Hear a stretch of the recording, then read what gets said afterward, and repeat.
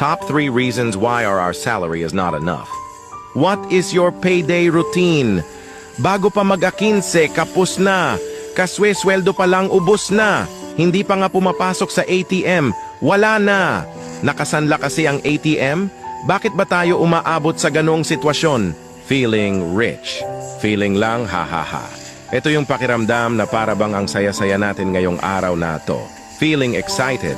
Feeling mabibili natin ang gusto natin. Feeling mayaman.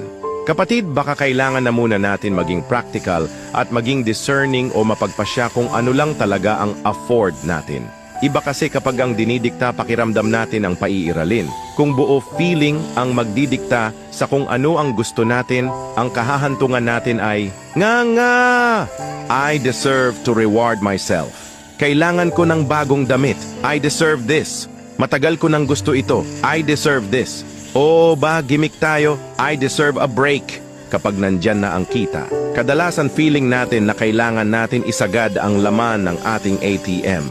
Biglang ang dami mong gustong gawin at bilhin. Hindi masama maghangad ng bago at mag-reward sa sarili, pero make sure that it's within our budget at hindi ka kakapusin.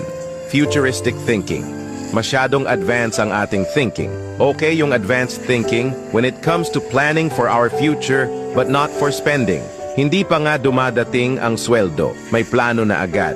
Kaya napipilitan umutang kung sakaling hindi dumating in time ang sweldo dahil may commitment na. Kapatid, I hope na enlighten ka. Sana maintindihan natin na ang problema minsan ay hindi yung kita natin, pero kung paano natin gastusin ang ating sweldo. What's your payday ritual? Do you undergo the same process over and over again? Bakit? Anong tingin mong mali? How can you turn around your financial situation from negative to positive? Mahirap magbilang ng sisiw kung hindi pa napipisa ang itlog. Minsan may nabubugok.